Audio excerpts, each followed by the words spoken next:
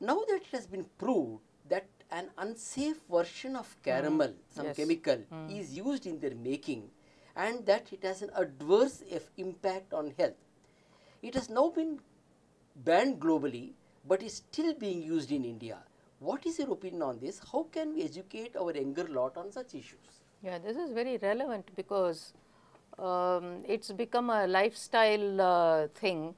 No child thinks its birthday party or celebration is complete unless it has cola and fast food. You have to go out and eat pizza or something, and this has become a fashion. But the only way we can tackle this is to create awareness among children about junk foods, about the harmful effects of cola drinks, fizzy drinks. In fact, in England, they have banned the sale of cola drinks in school canteens. Recently, last year, I think they did it. Only milk and fruit juice is available. And like this, they have a lot of changes made abroad, and we are a little lax. And it's a huge country, there is a lot of illiteracy, lack of awareness, etc. But we can still create awareness. Let me give you one example. You mentioned cola drinks. When my daughter was going to school in England, she was losing her milk teeth. So one day when one tooth came out, the teacher said, come on, bring it here, and she put it in a glass tumbler and poured some cola into it, and next morning they looked at the tooth. Part of it had melted and gone, disappeared. The tooth was eaten up, corroded. So that hit very hard. All the children looked at it and said, if I keep consuming cola at every meal, so this is what happens, I lose my teeth. And that was education of a kind that you can't get from textbooks. So they avoid. And it's mainly sugar, a lot of sugar, which causes obesity. In America, there's a huge problem. It has caffeine, which is also harmful. It is not just the sweetening. And also Center for Science and Environment in Delhi, they conducted tests and found pesticide residue. So these are all things that drive home the point that we don't need colas at all, fizzy drinks at all. The soda in it, the chemicals in it, the sweetening, excess sugar, the caffeine, all of it is very, very harmful.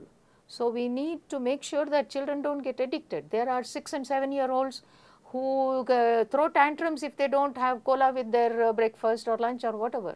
But we have to make them aware of these problems that colas have. It can be done in a very interesting way, like this experiment I said in the UK school. Yes. You show it to them in a way that will drive home the message. If you just say you cannot have Coca-Cola or Pepsi or whatever, it doesn't work. You have to tell them, you have to tell them why, and let them make the decision themselves.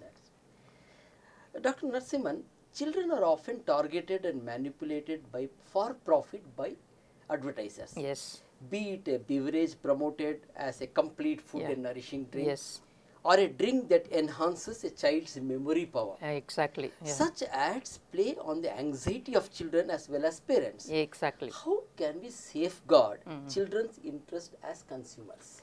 Yes, I have written a book titled Children as Consumers, and I have gone into this issue, and I can also tell you about one case that we filed against so-called health nutrition supplement, which carried a big ad which showed toppers in IIT exams.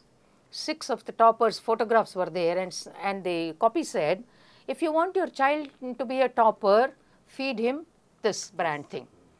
And we went to court saying, supposing a child is fed this nutrition supplement and the child doesn't study at all but just goes to sleep every day, will he become a topper?